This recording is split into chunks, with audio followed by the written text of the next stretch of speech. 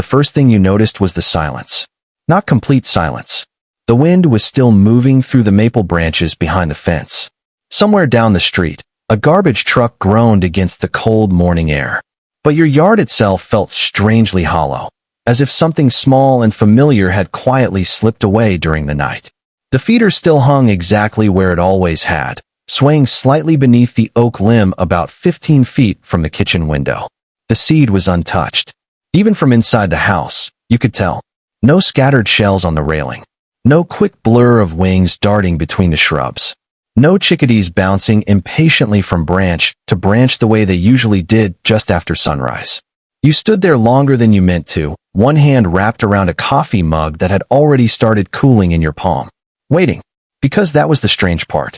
You had gotten so used to them arriving every morning that your body expected it before your mind even noticed. The soft flutter near the feeder. The Cardinal landing on the fence post first, always cautious, always scanning the yard before the others followed. The tiny sounds of movement that made the backyard feel alive before the rest of the neighborhood had even woken up. But this morning, nothing came. And for a while, you told yourself it probably meant nothing at all. Maybe the temperature had dropped overnight. Maybe the birds had found another feeder nearby. Maybe they were simply late. Humans are very good at explaining away small changes in familiar routines. But something about this felt different. The stillness seemed too complete. Even the air looked different somehow. Pale morning light stretching across the grass without interruption, touching a feeder that suddenly looked less like part of the yard and more like something abandoned. If you're new here, subscribe before you leave, because what you're about to notice in your own backyard may change the way you listen to silence forever. And this is where things began to feel difficult to ignore. Because about 20 minutes later, you finally saw one of them. A single chickadee. Not at the feeder. Farther back. Near the tree line. Motionless on a low branch. Watching the yard from a distance, as if something about that space no longer felt safe. You probably know this feeling more than you realize. The way a place can seem completely unchanged and yet somehow feel different the moment you step into it. The feeder is still there. The same wooden fence. The same patch of grass silvered by early morning dew. Nothing obvious has happened. And yet your body notices the absence before your thoughts can explain it. Most people experience this at least once without ever talking about it. You walk outside expecting the familiar rhythm of your yard to greet you. The flutter near the shrubs, the quick movement beneath the feeder, the small sounds that usually blend so naturally into the background that you only notice them once they are gone. And when they disappear, even briefly, the quiet settles into you in a strangely personal way. You stand there listening for something that does not come, waiting longer than you normally would, glancing toward the trees as if the birds might suddenly return and make the feeling disappear with them. But they do not. And the strange part is that most people instinctively understand this silence before they understand the reason for it. There is something deeply human about reacting to a missing sound. Researchers have found that the brain constantly builds emotional maps out of familiar patterns, especially sounds tied to routine and safety. A feeder visited every morning becomes part of that pattern without you realizing it. The chickadees arriving just after sunrise. The cardinal scratching softly beneath the shrubs. The faint tapping of seed against the tray in the stillness of dawn. Over time, your mind stops treating those things as separate moments. They become part of what morning feels like, which is why the absence of them can feel strangely unsettling, even when you cannot explain why. And this is where things slowly begin to change. Because after the third quiet morning in a row, the silence no longer feels accidental. By the fourth morning, you begin noticing things you would normally overlook. Not dramatic things. Small things.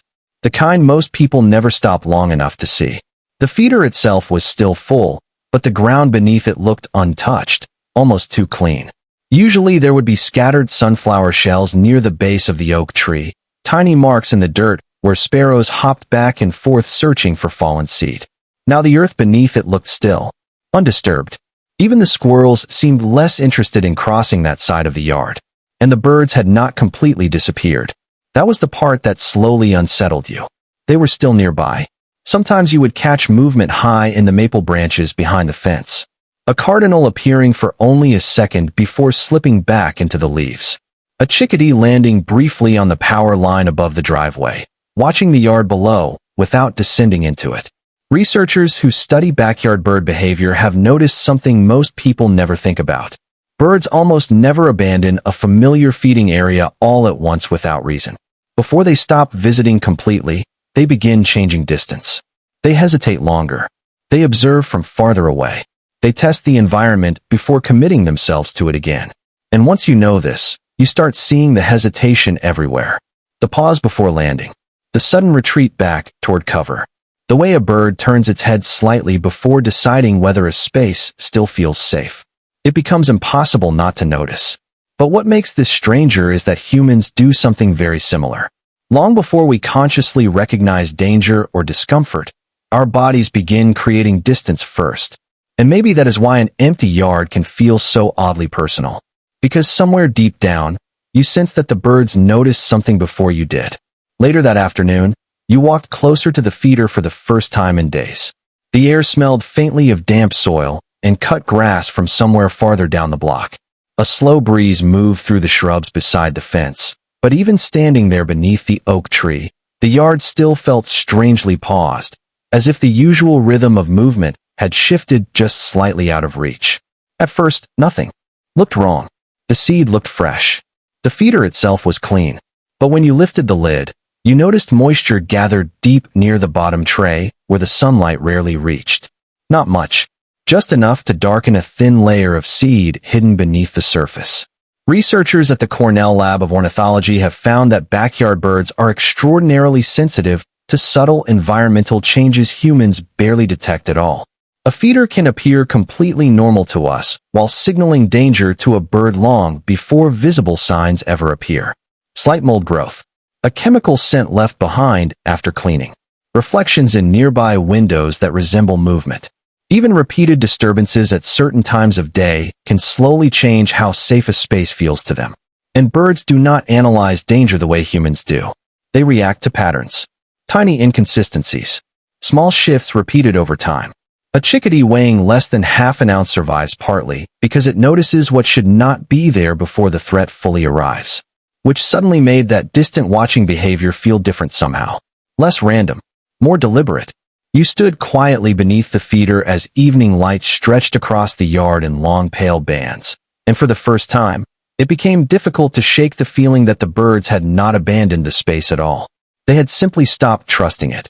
The next morning, you changed the seed and cleaned the tray more carefully than before. You wiped the metal perch slowly with warm water and vinegar until your hands smelled faintly sharp in the cold air. Then you stepped back onto the porch and waited without really expecting anything to happen. The yard stayed quiet for most of the morning. Sunlight moved gradually across the fence boards. A few dry leaves shifted near the edge of the shrubs each time the wind picked up. Somewhere beyond the neighboring houses, a mourning dove called once and then fell silent again. But around mid-morning, you noticed movement near the far side of the yard. A single cardinal, the same male you had seen earlier in the week, perched near the maple branches, bright red against the pale gray sky. He landed, first on the fence post closest to the feeder, the one he always used before crossing the yard. And then he waited. That was what stayed with you afterward. Not that he returned, but the way he hesitated. His head turned slightly toward the feeder, then back toward the trees behind him as if weighing something invisible. The distance between the fence and the feeder could not have been more than 12 feet, but he studied it carefully before moving at all. You suddenly realized how many mornings this tiny ritual had been happening without you noticing. The cautious landing, the pause, the silent calculation every bird makes before trusting a space with its body. Humans rarely think about trust in physical terms anymore, but birds do. Every branch, every sound, every movement becomes part of that decision. And standing there with cool air drifting through the yard and the feeder swaying gently overhead, it became strangely difficult not to feel that trust as something fragile, something living, something that can quietly disappear long before anyone realizes it is gone. Over the next few days, the pattern became impossible to ignore. The birds were returning, but differently now, not with the loose confidence they once had. The feeder no longer felt like the center of the yard. It felt like a place being reconsidered. Some mornings a chickadee would dart in quickly, take a single sunflower seed, then disappear back into the maple before another bird even arrived. Other times the cardinal would remain on the fence for nearly a full minute, scanning the air, the branches, even the windows of the house, before crossing those last few feet. And once you start noticing hesitation in wild creatures, you begin seeing it everywhere. Researchers who study flock behavior have found that birds constantly read one another for signs of danger. One startled movement can ripple through an entire group in seconds. One bird refusing to land can silently influence the others watching nearby. It is less like individual decision-making and more like a shared atmosphere spreading invisibly between them, which may explain why the whole yard itself had begun to feel altered, even on mornings when a few birds finally returned. The silence no longer arrived all at once.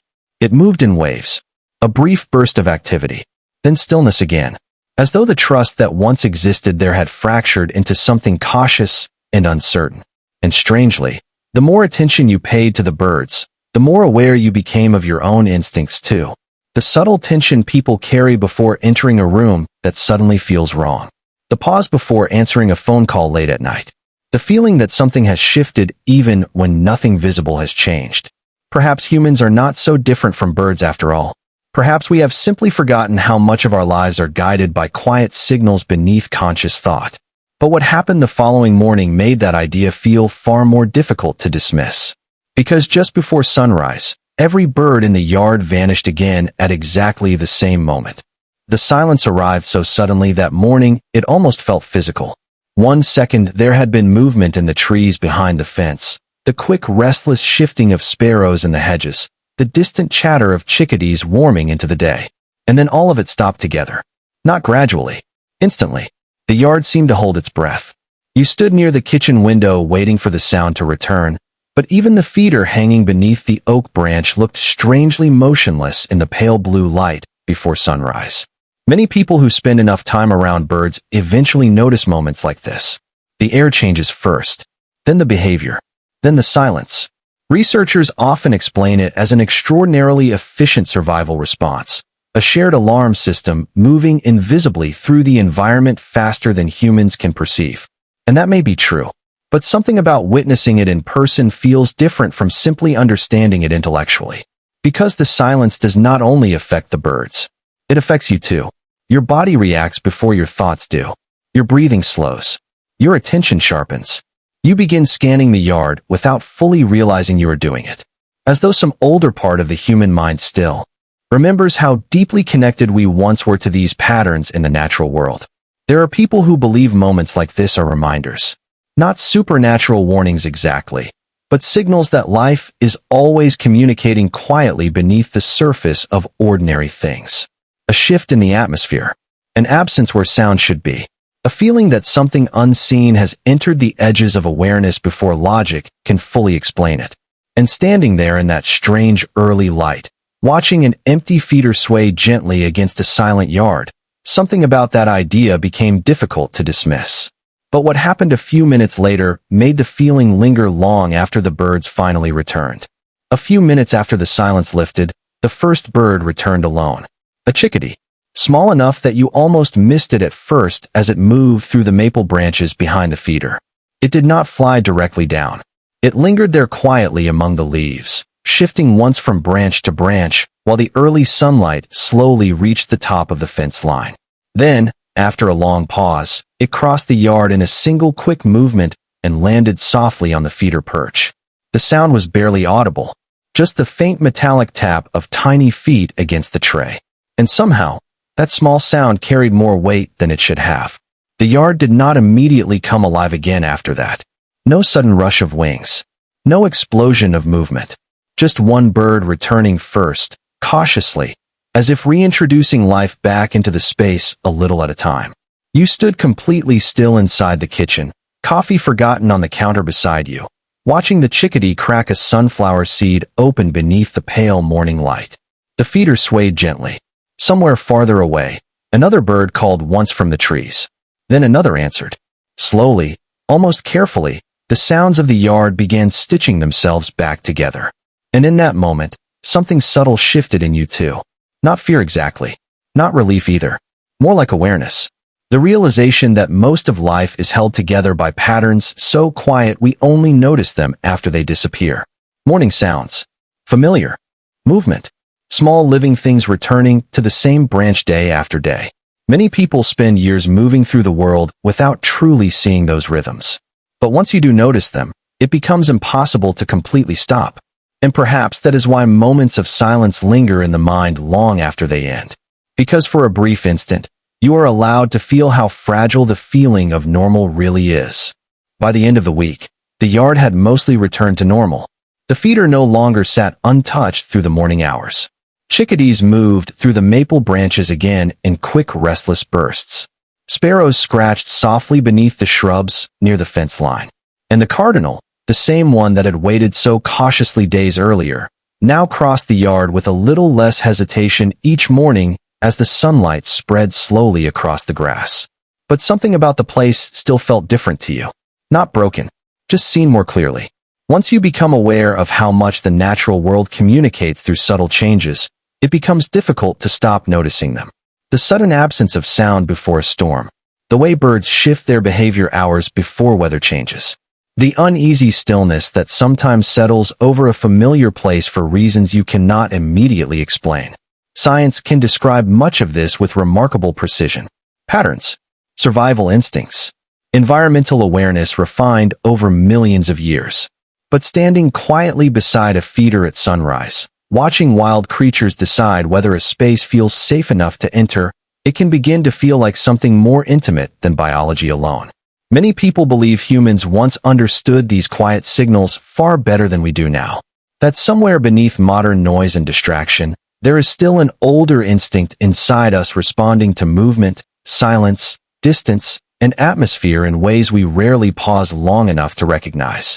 Maybe that is why moments like this stay with people. Not because they prove anything supernatural, but because they remind us how deeply connected we still are to the living world around us, even when we pretend otherwise. And perhaps the strangest part of all is realizing the birds were never simply visiting your yard. They were constantly evaluating it, listening to it, feeling it, deciding whether it still belonged among the safe places in their map of the world. Thank you for staying with me until the very end. If stories like this speak to something quiet in you, subscribe before you leave, because there are still so many small mysteries happening just outside our windows that most people never truly stop to see. And somewhere out there tonight, beneath porch lights and moving branches and darkened morning skies, another backyard may have already fallen silent for reasons no human has noticed yet. Maybe it was only birds reacting to the world the way birds always have. But once you have stood in that kind of silence yourself, it never feels like only silence again.